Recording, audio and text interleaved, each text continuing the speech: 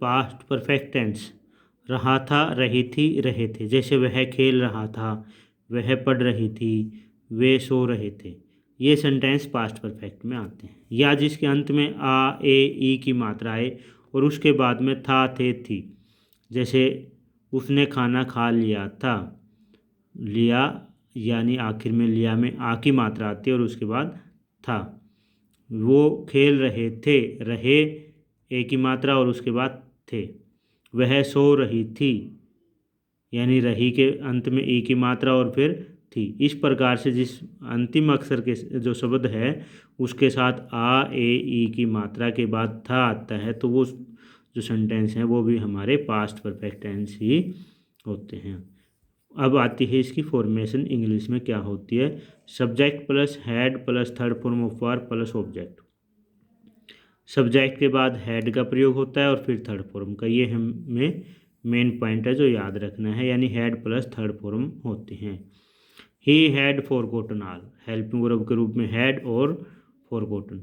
सभी subjects singular plural nouns pronoun सभी के साथ हैड का ही प्रयोग होता है। The birds had flown, birds had flown. जैसे यहाँ ही सिंगुलर था, बर्ड्स प्लूरल है तो had he.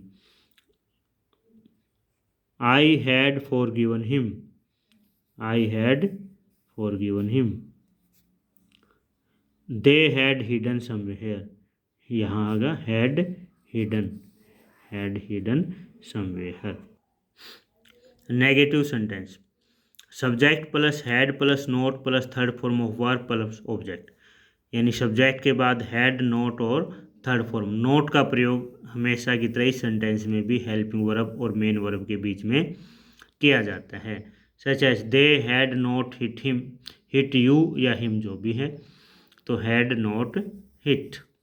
They had not held it, held main verb और हैड हेल्पिंग वर्ब, उनके बीच में नोट का प्रयोग। We had not misled him, misled main verb, had helping verb और उसके बीच में नोट का प्रयोग किया जाता है।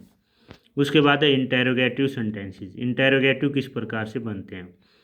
Had plus subject plus third form of verb plus object. यानी हैड का हेल्पिंग वर्ब के रूप में वाक्य में सबसे पहले प्रयोग कर दिया जाता है। अगर किसी भी सेंटेंस को हेल्पिंग वर्ब इंटेरोगेटिव बनाना है तो उसमें हेल्पिंग वर्ब को सब्जेक्ट से पूर्व हम रख देते हैं। या फिर हमारा WH वर्ड्स वाले जो इंटेरोगेटिव अगर हमने बनाने हैं तो WH word plus had plus subject plus third form of verb plus object का प्रयोग किया जाता है। Such as had he stolen the purse, had starting में, फिर सब्जेक्ट, फिर third form of verb, stolen the purse object और last में sign of interrogation. Had they not taken it.